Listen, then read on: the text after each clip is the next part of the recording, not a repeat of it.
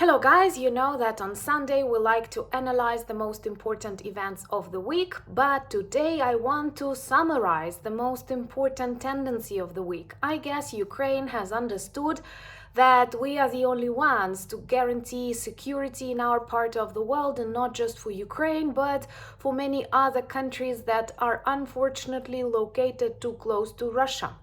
And today, the Ukrainian intelligence reported about a very successful operation in Kaliningrad, or should I say Kaliningrad, which is a part of Russia separated from the rest of the Russian Federation and separated by Suwalki Gap, which, in contrast, unites Poland and Lithuania. That is one of the potentially dangerous parts in case Russia decides to extend its conflict directly to NATO countries. And Ukraine targeted Russian electricity stations there, paralyzing the work of their military units and so on. By the way, it's very likely they have a lot of dangerous weapons there, they have a lot of troops in Kaliningrad, and now they see that Ukrainians can reach them even there. And here I agree with many politicians, especially those from the Baltic countries, who say they prefer Ukraine's security guarantees more than even the ones of NATO. So let's discuss the most explosive events of this week and also start with this operation in Kaliningrad. Once again, I'm very proud of the Ukrainian intelligence. My name is Anna, I'm from Ukraine, I'm in Ukraine, and if you want to see the defeat and demilitarization of Russia, the only working peace plan, subscribe, we discuss all of that on the channel. And let's start with this operation that once again surprised me and persuaded me that if we want to defeat Russia, first of all, we have to concentrate on the things we can do ourselves. Because the world is so cowardice, the world is so chaotic, so many people demonstrate very negative tendencies, and we have to survive. And to survive, we have to defeat Russia. We have discussed Suwalki Gap. That is a territory that connects Lithuania to Poland. But it is also close to Belarus, and Putin often speaks about the need to protect Russia from the Baltic countries too. You know that since recently he started talking about the return of NATO borders 1997, and if it was Donald Trump to decide, I'm sure he would agree. But luckily we have other partners, we have other friends inside NATO, and we also have the Ukrainian armed forces. Kaliningrad, which is also Königsberg, that is a German city. Russia got it after the Second World War, and now it is overpulled with Russian troops because actually it's a part of Russia on the NATO territory. It does not look Russian. The architecture is German, lots of beautiful cities. It's not Soviet style, but it is filled with Russian army, former military people, and of course is one of the priorities for the Putin's regime. And many experts who think, and I agree with them, that Russia will try and test NATO in the coming months or years, think that Suwalki Gap is the most dangerous part because it's really small. It won't take Putin's troops long to get the territory. It's just like 60 kilometers wide. And Russia and Belarus are ready to provoke. Right now they have trainings in Belarus, and who knows why they are doing it. Once again, in February 2022, I believed no full-scale war is possible, no missiles are possible in the skies, but look at us now, 3.5 years after Putin's blitzkrieg. So in Kaliningrad they have a lot of weapons, they have a lot of troops, they have Iskander missiles, and the whole operation can be really quick, especially if Trump will try to sabotage Article 5. And he spoke about that a lot of times because he adores dictators like Kim Jong-un and Putin. He wants to be their friend, but not the friend of the people of Ukraine or the people of Lithuania or the people of other countries or even his own American people. So Kaliningrad is the strategic point and located quite far away, close to Belarus, close to Poland and Lithuania. And Ukrainian intelligence last night paralyze the work of its electro station and do it very beautifully without any drones or anything, but with a group of people who destroyed some freezing part that is necessary for the functioning of the station and then set everything on fire. And this is a specific station that supplied electricity to Russian military bases in Kaliningrad. Likes for that, because that's the way to demonstrate Russia that we can reach them anyway, and also that's the way to comfort our friends in the Baltics. Ukraine is with you and you can definitely rely on our security guarantees. Please subscribe to demonstrate your solidarity with Ukraine and share these videos if you share my opinion. I think it's super important to those people who take seriously things like freedom, justice, independence, to stay united with Ukraine.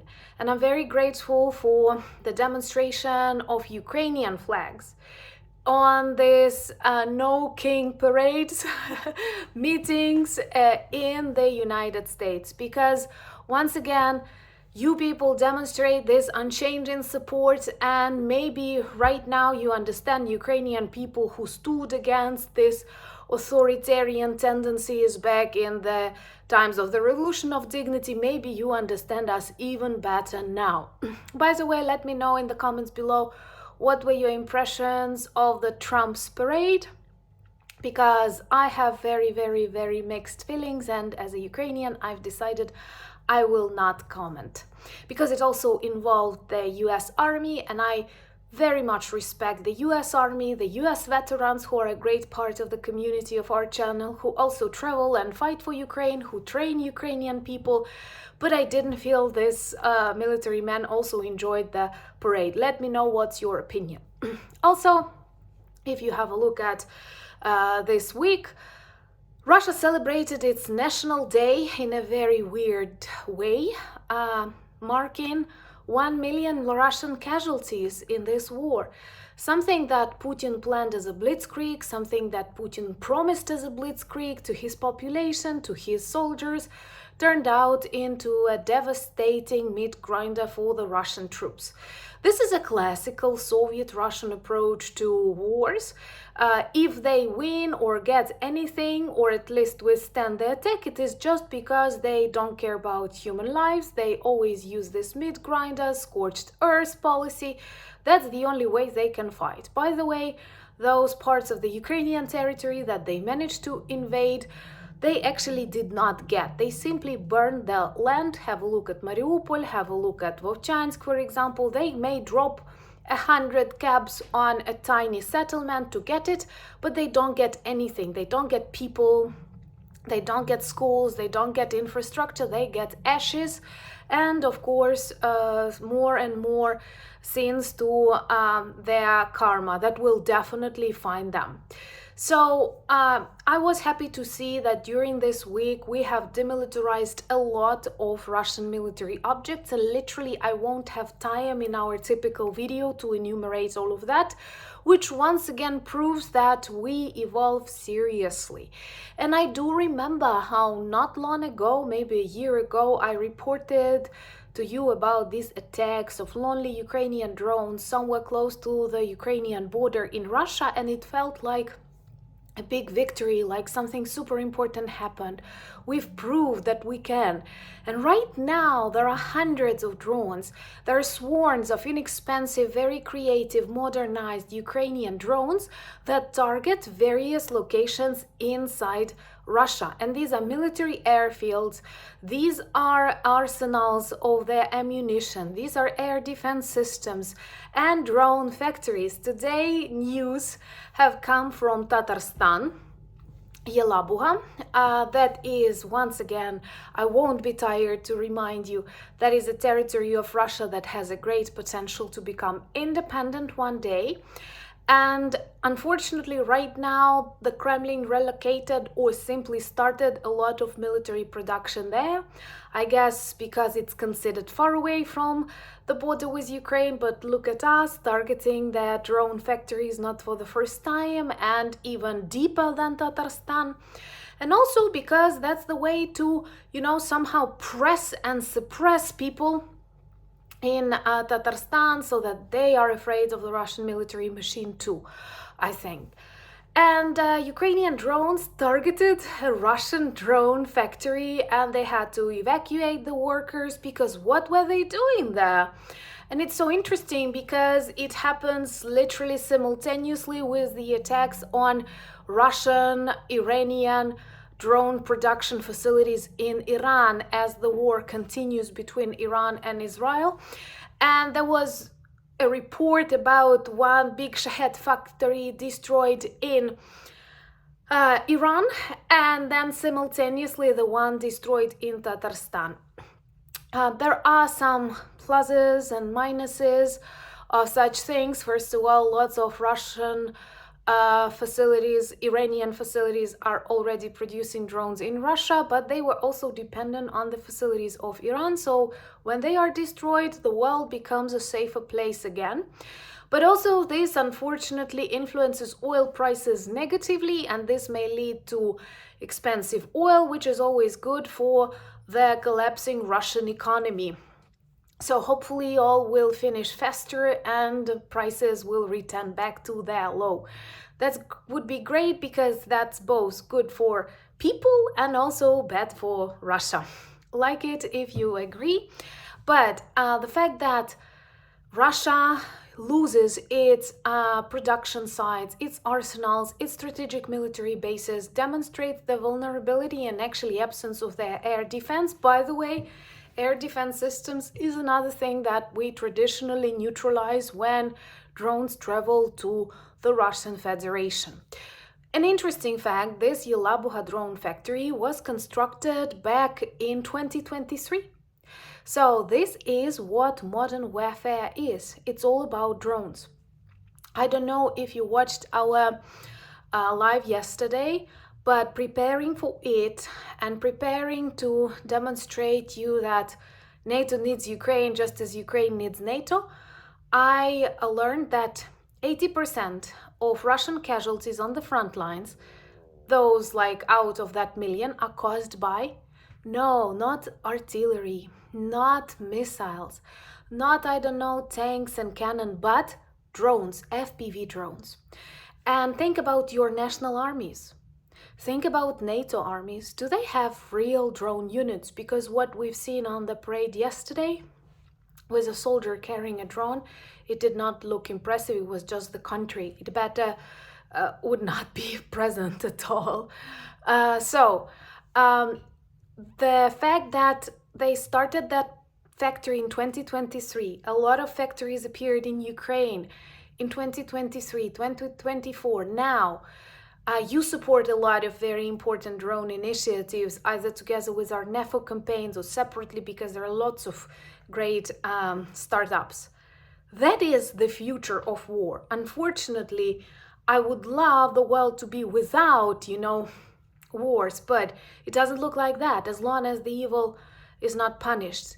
It was a mistake back in 2014 to let Russia annex Crimea, and I'm sure more and more people understand that. So please remember to subscribe to know the truth, and please remember to share this video so that more people who want to remain neutral finally understand that as long as Putin remains at power, as long as Kim Jong-un remains at power, these countries are dangerous, and this danger can expand very unpredictably. And I am 100% sure that all these new wars, conflicts, are partially and very seriously inspired by the Russian violation of the international law, by the Russian bullying behavior. And the only way to stop it, the only way to prevent other conflicts from appearing is to punish Putin seriously. So let's try and do that together. Ukrainians know what to do. The only thing is, if not help us, at least do not stop us. Because we've experienced that too during 3.5 years of bravery and resilience. And I hope we will keep influencing our politicians, your representatives. So, for example, when Ukraine wants to buy air defense, at least sell it. Especially if Donald Trump describes himself as a businessman. Come on, that's all about money, not about protecting Putin. Honestly, I am very disappointed how Rubio congratulated Russia with Russia Day.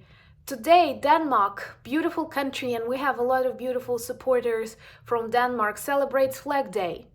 Will Rubio congratulate them? No, because right now the White House will congratulate Russia, North Korea, and maybe, as Trump said, Iranian Empire. That was Persian. Anyway, remember to check my new video on a new channel about nuclear weapons of Ukraine, our nuclear arsenals, and can we recreate it? And you'll learn my opinion about this. So do check the video, I connected here. Follow me on X, on Instagram, on Blue Sky, on Threads, and join our Discord community. Thank you for buying me coffees, becoming my patrons and sponsors of the channel, and please check our new merch collection Summer, partially dedicated to the success of the spider web operation, and I hope more t-shirts to come, inspired by more, even greater special military operations. Thank you once again for being friends of mine and friends of Ukraine. United we stand. Slava Ukraini!